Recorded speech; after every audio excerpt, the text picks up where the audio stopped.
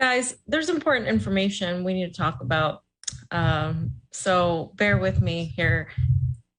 I have to cover this. RT covered this. I was one of the first to cover this. They've been actually on top of a lot of news internationally as well.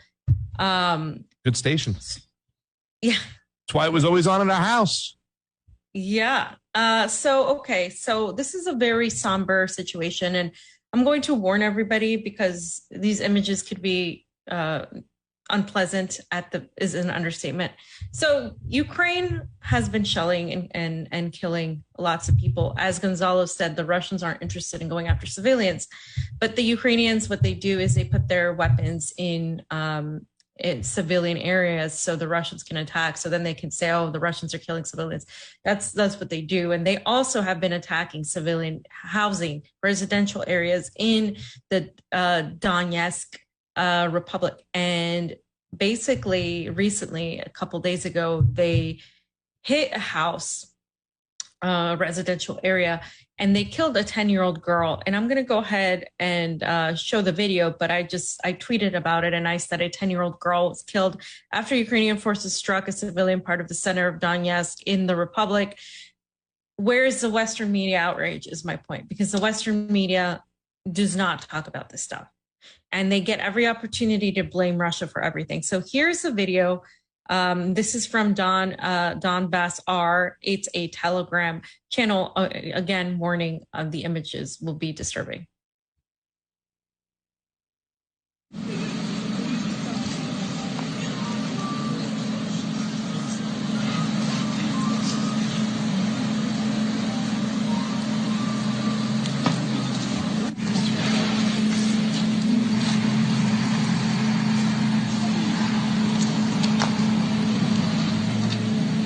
So I don't know if you guys can see, that's the mother and relatives around the child that was just killed. Now, of course, in war, there are casualties. Of course, in war, when any child on either end is hurt, it's a tragedy because these people have nothing to do with anything.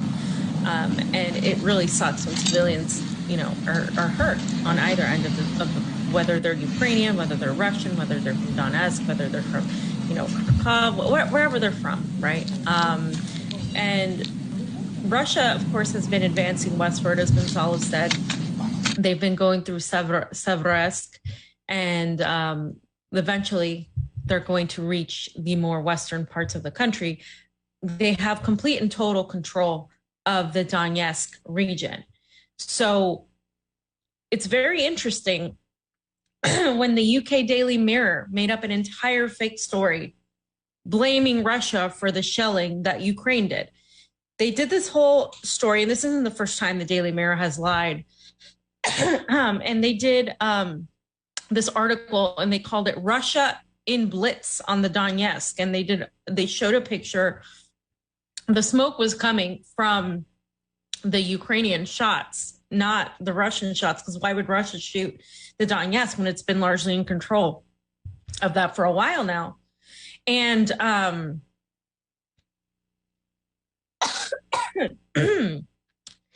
so they titled the article Russia and Blitz on Donetsk, and they didn't take into account that the city had been under the control of the DPR since the beginning of the operation in Ukraine. Like I said, a while. There was a huge banner put out, which in Russian means we are the Russian Donbass. And it was published in the photo, but they didn't make that connection. I guess it got lost in translation. This is journalism coming from the West. And I thought it was important to point out, RT reached out to the UK Mirror to ask for a comment as to, why this story, they were still going with it, and if they were going to issue any sort of retraction or apology, and they haven't commented thus far, as I know. And they also didn't mention the casualties from the AFU shelling, which of course we know that's the military unit full of these paramilitary fascists. And on July 5th, recently, we talked about this. They had strikes in the DPR, and there was 5 civilians killed and 14 others injured. And of course, a 10-year-old little girl was killed, of course. in the Donetsk, as we just went over. So, fam, anything to comment on that? No, I mean, what can you say?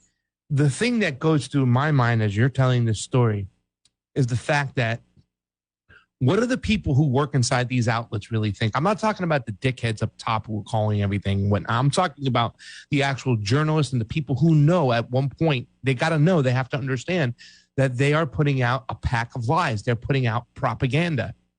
You know, I mean, a day is going to come for them for propagating this stuff. They're going to have to pay a price, whether it be on this earth or when they meet their maker or whatever the hell happens, because this shit, it's disgusting the way they constantly, and they're doing this on a regular basis, fam. They've been doing this since the war has started, right? Since the conflict has started. Just whatever happens, tell the opposite. Tell, you know what I'm saying? Tell them something different. The Ministry of Truth, when it was taken over by Merrick Garland, Kamala Harris, Mayorkas, your good friend over there, the first thing they did, the first thing they put out, and that's after getting rid of Scary Poppins, was put out is that all the deaths in the Donbass region, the 14,000 for the last 8 years, were at the behest of the Russians. Yeah. And people repeat that. And somebody, you know, the Russian invasion on Brianna Joy Gray's show. I mean, and no pushback. Well, that's why you don't have Matt Duss on to talk about foreign policy. Back. Terrible. Yeah. Well, yeah. Oh, yeah. You push back the entire time because he's wrong. It's not about an opinion. It's a matter of fact, right? Somebody commented when I posted this on my Twitter about the UK Mirror story. They said, "Oh, the paycheck can't be that good," to me, without even looking at the story. That is a factual mistake that they did, or mistake, you know, purposely fake story, whatever. It is factually wrong. There's no argument. So it's just funny. People just like, they're just so, they don't even look at the information anymore. It doesn't matter.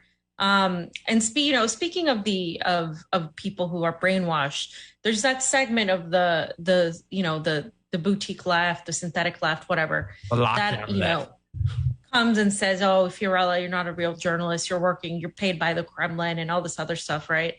And they've been saying this to me since 2017. It doesn't matter. Like we've been getting called Russian assets and puppets since 2017. Who cares? Yeah. But there are a lot of people that it really affected here because they went to people's houses. They started, I mean, it got really bad. And a lot of these people claim to be communists or claim to be Marxists or claim to be some anti-imperialists.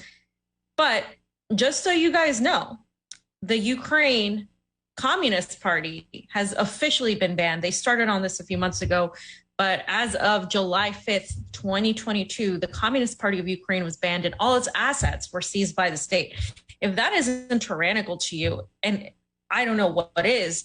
So it's called the KPU, and it was permanently banned after the Leave court ruling, which turned over its all assets and funds to the state.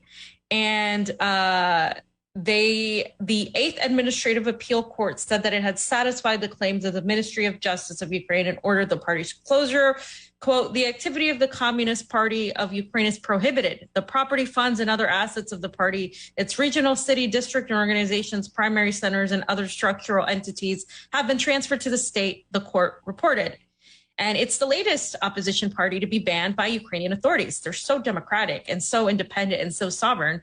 A list of other opposition parties include the Opposition Platform for Life Party, Left Opposition, Union of Left Forces, Socialist Party of Ukraine, and other left-wing organizations that have also been prohibited.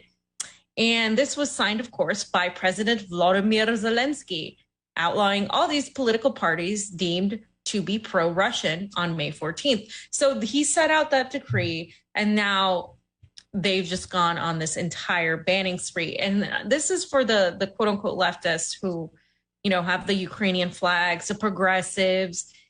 This doesn't really seem progressive to me. And by the way, they also banned all of these other leftist organizations, but they refused to ban any of the like fascist, like Nazi parties. So, I mean, you know, that's all. I mean, that's all you got to know about that.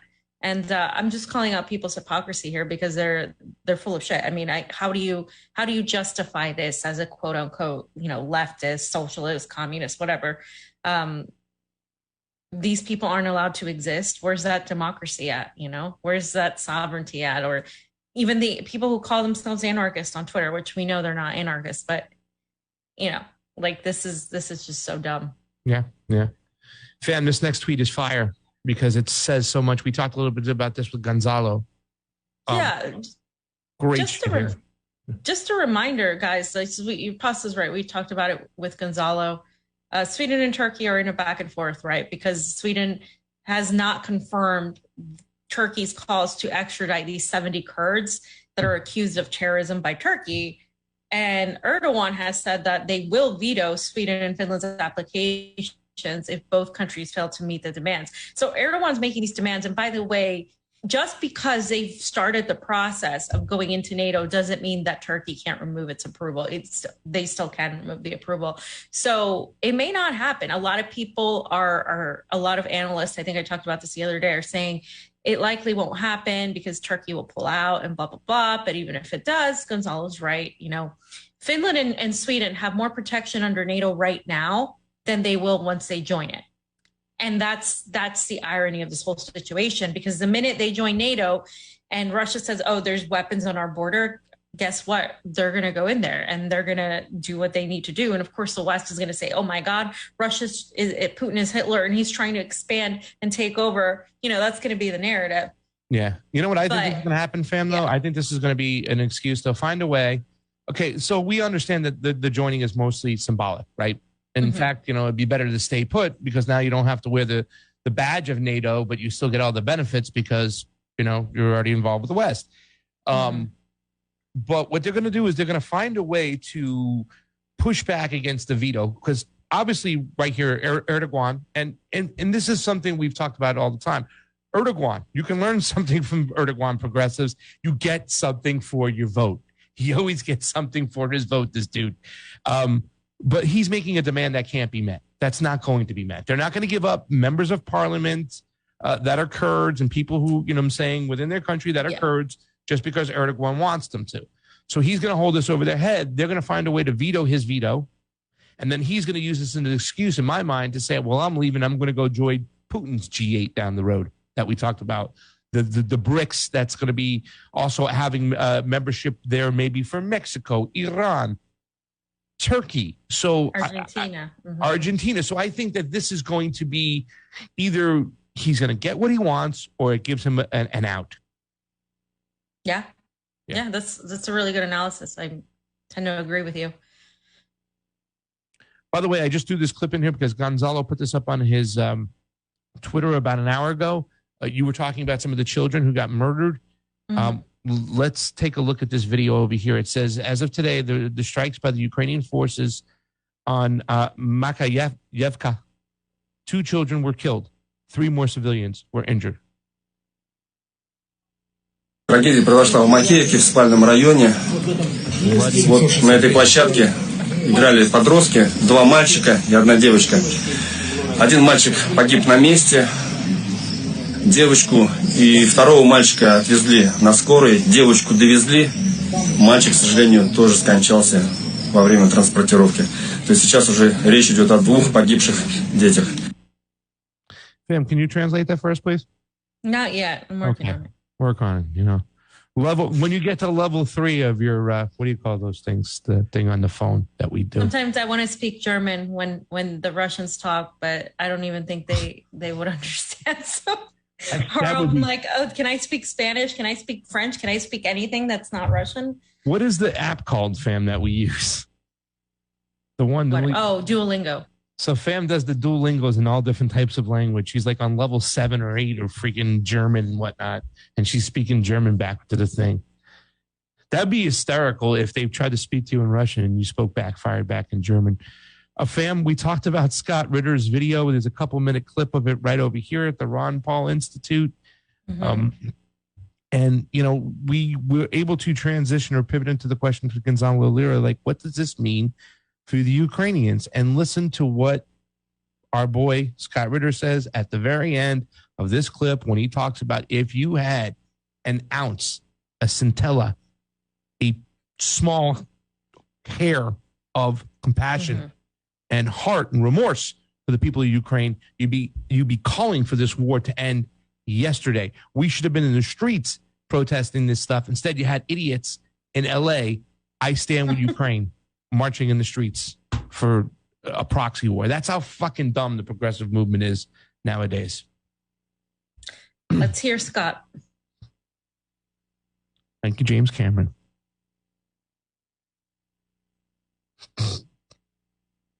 The Russians are some of the finest, most professional troops in the world. Why? Because in the 20 years that we were squandering our resources, hunting down goat herders and insurgents in Iraq and Afghanistan, they were focused on fighting us. Not because they want to fight us, but because we were promulgating policies that were pushing them into a corner where they had no choice. The Russians today are organized to fight large-scale ground combat in Europe. And when I say organized to fight, that means organized to win. How do we know this? Well, we see it right now, ladies and gentlemen. You can talk about the Ukrainians all you want. I'll tell you this. Not only were they one of the largest militaries in Europe, they were one of the best equipped militaries in Europe, one of the best trained militaries in Europe, one of the most competent militaries in Europe. This is the Ukrainian army I'm talking about. Ukrainian army was capable of defeating, hands down, any army in NATO besides the United States, maybe the Turks. But everybody else, Ukrainians would wax them. They're that good. And yet Russia is crushing them.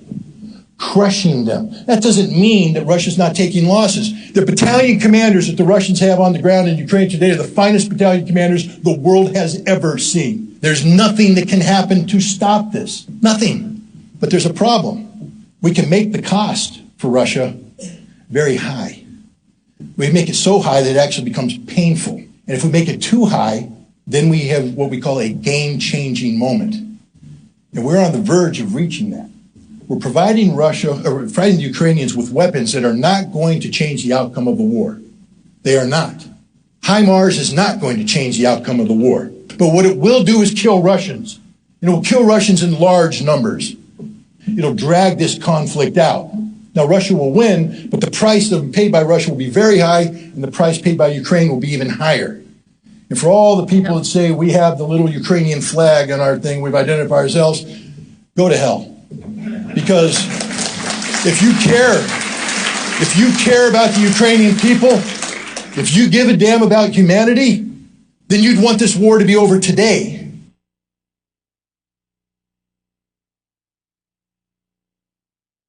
Exactly. Fam. Exactly. He said everything we've been saying. I mean, go to hell. They're going to fight to the last. The U.S. and Europe and NATO are willing to send Ukrainians out to die so they can prove a point, so they can make money. And they don't care about how wasteful, how destructive it is for their economies, their respective economies, because at the end of the day, the elite make money, and who becomes dependent on this government, and they need to protect this globalist agenda. And I do think there's a part of that, this globalist agenda. And I think on the next section, we're going to discuss like the fight against that globalist agenda. I think is coming from different parts. And that was a great speech by Scott. Yeah. And you can hear the whole thing if you go to, I believe, the Ron Paul Institute, and listen to the whole speech. It was fire, fam. Scott knows how to break it down. He knows how to explain what's going on. We should be listening to him because he knows about that area more than most.